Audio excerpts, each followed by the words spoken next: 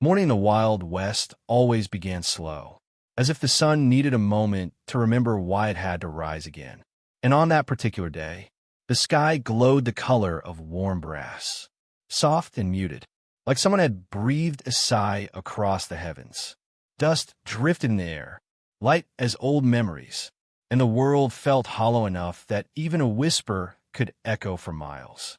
That was the world Caleb Rowan lived in, a quiet ranch on the edge of a wide, aching emptiness. Horses grazing like shadows, wind humming low through the cedar posts, a kettle giving off gentle sighs from the kitchen window. Caleb had grown used to silence, so used to it that sometimes he wondered if his voice still worked. But it was a peaceful kind of loneliness, the kind that came after a long fight, when all that remained was the soft settling of dust over a settled heart. He wasn't old, but life had carved him the way floodwaters carve stone, slowly, patiently, until only the truth of a man is left. His truth was simple. He worked with his hands. He slept lightly, and he loved quietly, even when no one was left to notice. That morning he saddled his chestnut mare, intent on checking the far fence line. But halfway across the field, the earth gave a strange shiver, a vibration so faint it felt like the heartbeat of the land itself. Caleb stopped, one hand resting on the mare's warm neck, listening. Hoofbeats? No, too heavy, too rhythmic, like footsteps, but far too large to belong to any settler. Then he saw them, two figures rising from the canyon rim, moving with the slow grace of mountains in motion. Tall, taller than any woman he had seen, wrapped in woven cloth that caught the sun like river water. The rumors had reached town, of course. They always did. Whispers of two giant Apache sisters, roaming hungry lands, carrying stories older than the fences settlers nailed into the earth. Most folks spoke of them with fear, but Caleb had learned long ago that fear was often just a story told too quickly. So he didn't turn back. He didn't reach for the rifle tied to his saddle. He simply watched. The taller one walked ahead, her silhouette strong and sure, like she had been shaped by storms, not broken by them. Her shadow stretched long over the ground, but nothing about her felt monstrous. She felt necessary. Behind her came the younger sister, sharp-eyed, hands near the small blade tied at her hip. She walked like someone who had already lost too much and refused to lose more. They moved across Caleb's grazing land, searching the ground with careful eyes, their hunger quiet but impossible to miss, the kind of hunger that came from too many days without enough. Caleb felt a familiar pull inside his chest, a memory of his own nights sitting alone, wishing for anything warm, even a stranger's kindness, to keep the cold from climbing into his bones. He nudged his mare forward, slow, deliberate, letting the sisters see him long before he reached them. When he dismounted, he kept his hands visible, palms empty, showing he meant no harm. The taller sister, the one who carried the calm of a deep river, studied him with eyes that held entire histories. Her presence didn't feel like threat. It felt like truth. Caleb pointed gently toward his saddlebag, then opened it slowly, revealing bread, dried venison, and a small cloth-wrapped bundle of berries. He stepped forward, just enough, and set the food on a flat stone between them. No speech, no bargain, no question, just the offering of a man who understood hunger. The younger sister stiffened, her hand hovering near her knife, but the older one lifted a steady hand, a signal as soft as falling dusk, and the tension quieted. They approached the food, examining it not with suspicion, but with a kind of sadness, as if kindness was a forgotten language, and they weren't sure they remembered how to speak it anymore. Caleb stepped back, letting distance replace any pressure. The older sister picked up the bread first, her fingers long, elegant, strong. She didn't smile, but her eyes held a small shift, a gentle, unspoken thank you, the kind that travels farther than words. The younger sister took the berries, sniffing them with guarded caution, before tucking them carefully into a small pouch, as if saving sweetness for later was an act of survival. They ate slowly, standing in the soft morning light, while the ranch behind Caleb breathed its usual tired sighs. He didn't speak, because words felt unnecessary. Some moments belonged to silence, to the small sacred space where strangers meet without fear. When they finished, the sisters stepped back, their posture a little less sharp, a little less alone. The older one looked at Caleb, really looked, as though trying to understand the shape of him, the stillness in his shoulders, the quiet strength in his eyes. Then she touched her chest, lightly, a gesture of respect, and the two of them walked away, returning to the canyon shadows, their tall forms slowly swallowed by the land that had shaped them. Caleb watched them disappear, feeling something he hadn't felt in years. A stirring, small but undeniable. Not desire, not yet, not even affection, just recognition, the quiet understanding that two paths had crossed, not by accident, but because life sometimes arranges meetings, for reasons we don't understand until much later. As noon stretched across the plains, the warmth dimmed, and something in the air shifted. The horses grew restless, their ears turning toward the horizon. Even the wind felt wrong, moving in jittery bursts, as if carrying warnings too heavy to bear. That night, Caleb sat on his porch, hands wrapped around a tin cup, listening to coyotes crying in strange, broken patterns. The land rarely lied, and tonight, it spoke of something coming, something large and unignorable, like the echo of giant footsteps rolling across the hills.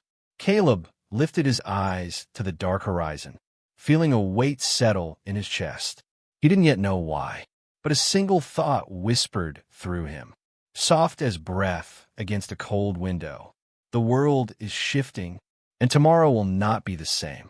The days that followed moved with the slow patience of a desert river, silent on the surface, deep underneath. Caleb Rowan kept mostly to himself, as he always had, fixing fences, feeding horses, trying to ignore the growing hum of whispers in town. They said the two giant Apache sisters had been seen again, their shadows stretching across the dry grass like long ghosts, their footsteps leaving deeper marks than any other wanderers. Fear blooms easily in a place where men already feel hunted by their own mistakes. And the people whispered with shaking voices, as if saying the sisters' names too loudly might make them appear. Caleb listened quietly, resting an elbow on the wooden bar of the saloon porch, eyes fixed on the far hills, where the earth rose in soft curves toward the canyon.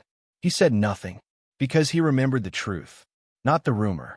He remembered the quiet hunger in their eyes, the dignity in the way they carried their sadness, the soft gratitude blooming behind Naeli's calm face. But townsfolk do not love what they cannot understand, and two tall women who walked like mountains were a thing they did not understand at all. Naeli's past, told like a breeze through sagebrush. Some stories drift into the world without ever being asked for. Naeli's was one of them. Long before she wandered into Caleb's land, she had been promised to a strong warrior from her tribe, a man whose pride was bigger than the valleys he hunted. He admired her height at first, calling her the daughter of thunder, a woman shaped by the spirits of stone and wind. But admiration is a fragile thing, easily broken by jealousy, or by a man's fear of being seen as small. In time, he began calling her too large, too noticeable, too much. He left her without ceremony, choosing a woman who fit more neatly into the narrow idea he carried of himself. Some wounds closed like old leather, tough on the outside, still tender within. So when Naeli walked beside her younger sister, Olia, she walked with quiet strength, but also with the cautious heaviness of someone who had learned that love could be pulled away at any moment, and that survival often meant expecting nothing from anyone. Olia, the guarded flame. Olia, smaller in years but fierce in spirit, carried her own shadows. Their people had been scattered by harsh seasons and harsher men, and the sisters learned to move quietly between canyons, staying close, always close. Two tall silhouettes against endless sky. Olia trusted no settler hands, No settler voice, and certainly no settler heart. She watched the world through narrowed eyes, always measuring danger, always expecting betrayal. But even the wary grow curious. When kindness appears where fear had taken root. Caleb Rowan, a man who spoke mostly in silence. Caleb, too, carried quiet bruises of the heart. Years ago, he had loved a woman from town, a woman who loved him back, until one day she didn't. She told him he lived too much inside his own thoughts, moved too slowly, felt too deeply, spoke too softly. She wanted a man made of noise, not one made of peace. And so Caleb learned to live alone, not bitter, not angry, just quieter than before, like a man whose voice had faded into the same wind he worked under. Maybe that is why he fed the sisters that day, because he recognized hunger, not only the hunger of the body, but the hunger of the spirit, the wish to be seen without fear, to be accepted without question. The town buzzed louder each day. Some claimed the sisters were scouts, studying settlements before an attack. Some said they could crush a horse with one hand.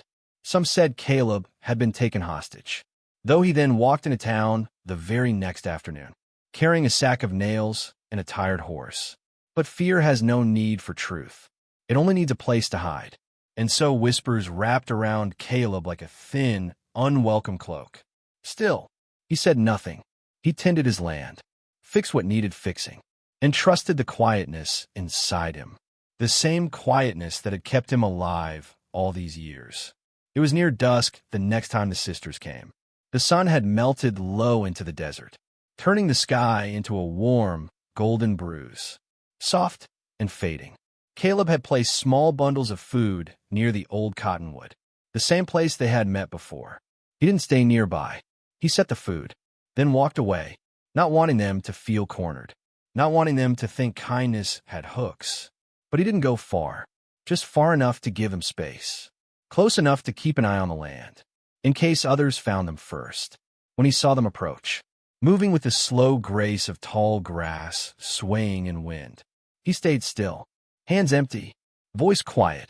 Nayeli knelt first, touching the bundle with gentle fingers, as if afraid it might disappear.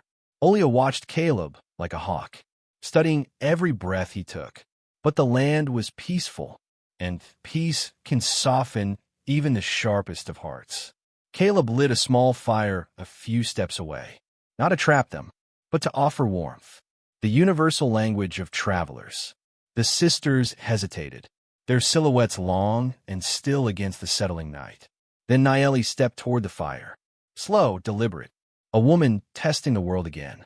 Olia followed, not trusting the moment, but unwilling to leave her sister alone in it. They sat, one on each side of the small flames, Caleb across from them. 3 people, 3 histories, 3 wounded spirits, bound by a quiet night and a shared breath of warmth. No one spoke. Words would have only cluttered the soft miracle of that moment. Fireflies drifted out from grass, floating like tiny lanterns, as if the land itself was blessing this strange gathering. The flames cracked gently, their sparks rising like small prayers. Nayeli lifted her face toward the firelight, and in her eyes Caleb saw something unexpected. Not fear, not suspicion, but a soft kind of relief. A feeling like, here, for once, the world does not treat me like a frightful thing. He didn't know her story, and she didn't know his. But for a brief moment, the space between them felt less like distance, and more like understanding. Olia still kept one hand near her knife, but her shoulders lowered, a slow, reluctant sign of growing trust. Caleb passed them water, not touching their hands, letting the jug rest on the ground between them. A gesture that said, "I mean no harm. I expect nothing in return." Nayeli nodded, a quiet bow of gratitude, a language older than words.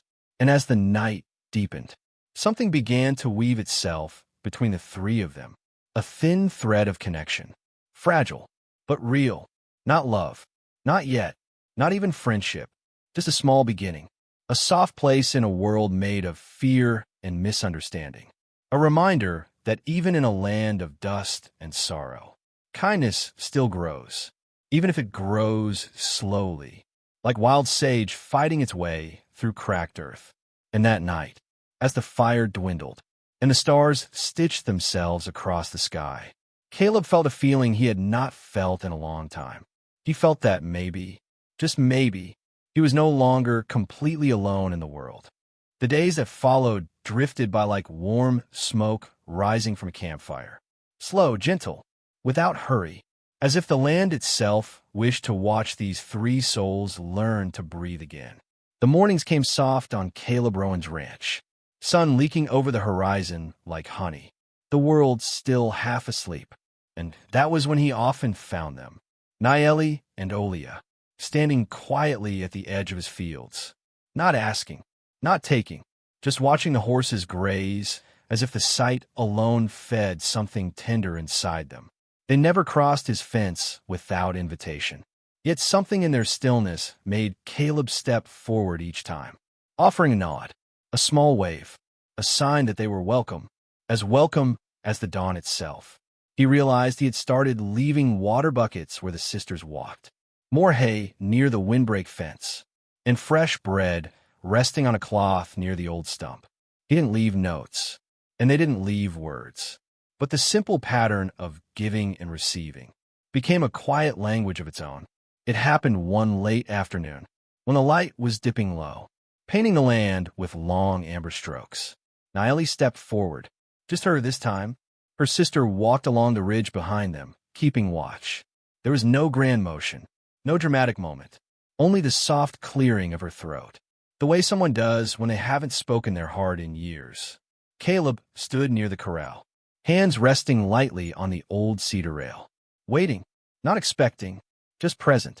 Naeli's voice came like river water slipping over stone, quiet, steady, shaped by years of holding things inside. Most settlers don't look at us with calm eyes. They see our height before our humanity. But the way you handed that food, she paused, searching the wind for the right shape of the truth. You gave it the way one offers respect, not charity. Caleb didn't answer right away. His silence wasn't distance. It was space, the kind that lets truth settle without smothering it. She seemed to understand this, because her shoulders eased, and her breath softened. For the first time, Caleb saw it, beneath the strength, beneath the towering presence the world called giant. There was a woman carrying old heartbreak like a bruise that never fully faded. He didn't ask about it, just met her gaze, and nodded slowly, as if telling her, "You're safe here, speak or don't. Either way, I see you." And that was enough. The younger sister remained cautious, circling the ranch like a coyote, trying to decide if a campfire meant safety or danger. But over time, she watched how Caleb never raised his voice at the horses, how he handled every creature, even the stubborn mule, with patience that seemed older than he was. One morning, Olia walked right up to him, placed a smooth stone on his porch step, and walked away without a sound. A gift, her people's way, a sign of trust. Caleb touched the stone with one finger and smiled. Not big, not showy, just warm, the kind that starts slow and stays long. Sometimes a gentle man can calm even a storm born in childhood.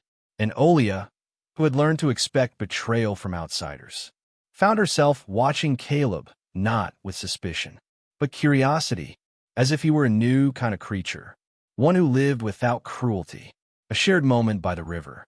It was Caleb who suggested the river, though he didn't say it with words. Not right away. He simply walked that direction one morning, paused, and glanced back. Naeli and Olia exchanged looks, then followed.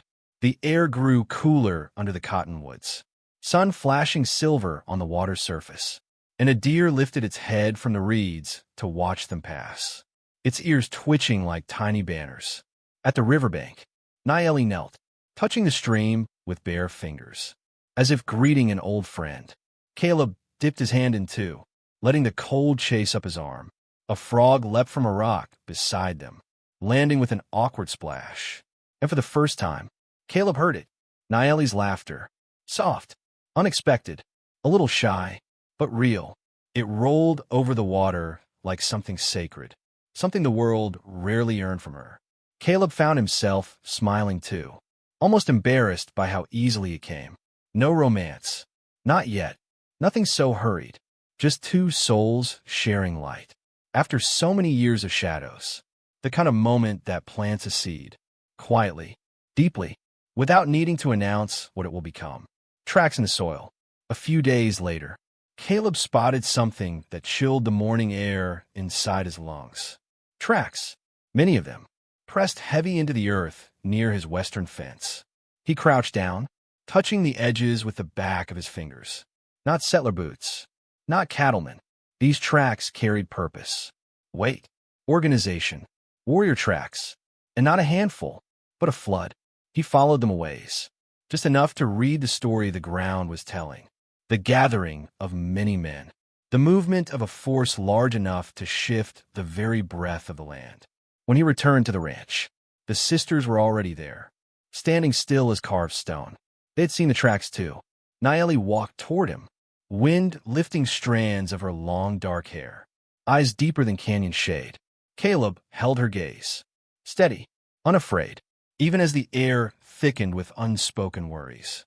Nayeli inhaled slowly, her chest rising with the weight of the moment. "Our people are searching for us," she said quietly.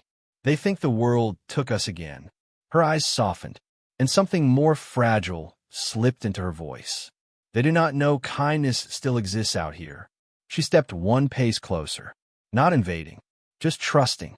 "And I wish," her voice cracked just slightly, "that the world had more men like you, Caleb Rowan." The words landed in him like warm light, glowing beneath ribs that had only known loneliness for too long. Caleb didn't speak, but sometimes silence is an answer. And Nayeli read it in his eyes.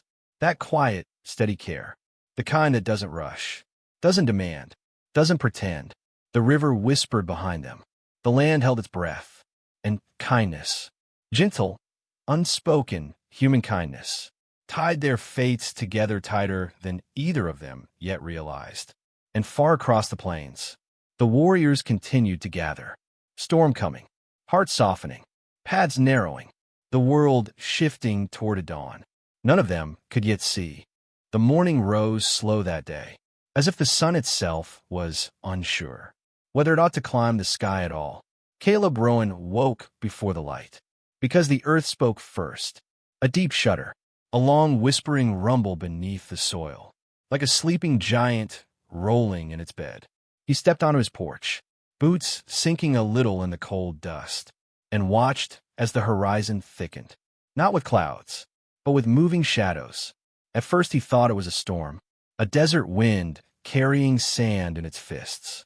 But storms do not beat drums, soft and distant, like hearts remembering old battles. And storms do not ride horses. A thin line became a thick band, and that band became a wall of moving life, stretching far beyond his fences, far beyond the reach of his breath. 700 Apache warriors, circling the ranch like a living ring of fire. Their horses snorted steam into the morning air. Their spears gently rattled, their faces painted with the colors of war and worry. And the earth beneath Caleb's feet trembled, as if it remembered heavier days. Caleb did not run, or scream, or reach for a rifle. He simply stood there, with the quiet posture of a man who has learned that fear never fixes a thing. The warriors closed in, tightened the circle, until every path out of the world seemed sealed. And in that moment, Caleb finally understood. This wasn't a visit. This was an accusation, a misunderstanding born of hunger and rumor, and the ancient instinct to protect their own. They believed he had taken the two sisters, believed his kindness was a trap, believed the quiet rancher was another settler, who smiled with one hand and stole with the other. Caleb swallowed hard, feeling the lonely shape of his mistake. He had offered help, but not explanation. He had given food, but not truth. A chief rode forward, a tall man with silver woven into his braids, his face painted in strokes that carried generations. He lifted a hand, and the mass of warriors held still, like a single great beast pausing its breath.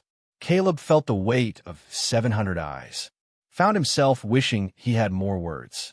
stronger ones, faster ones, anything that could cut through fear. But before his voice could rise, a sound behind him drifted into the morning. Footsteps, strong, steady, familiar. Nayeli appeared beside him, her shadow long in the newborn light. Her sister Olio walked with her, eyes sharp, heart calmer than it had ever been. The warriors gasped, a soft ripple of disbelief. The two giant sisters, alive, unharmed, standing of their own choosing. Next to a settler's ranch, Nayeli stepped ahead of Caleb, and in that gesture, she turned the tide of an entire morning. Her voice rose like canyon wind, steady, ancient, certain. She spoke in her tongue first, letting the words fall toward her people. Her tone held no fear, only truth. She told them the rancher fed them, when their stomachs echoed hollow songs. She told them he asked nothing, not safety, not service, not surrender, only offered kindness as one human soul to another. She said he spoke softly, as if the world were made of glass, and he feared breaking what little good remained.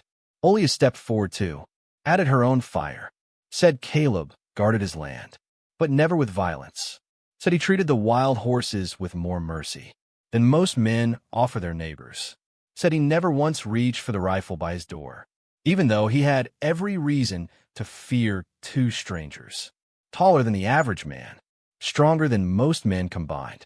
A murmur rolled through the warriors, a shifting of shoulders, a lowering of spears, a softening of breath.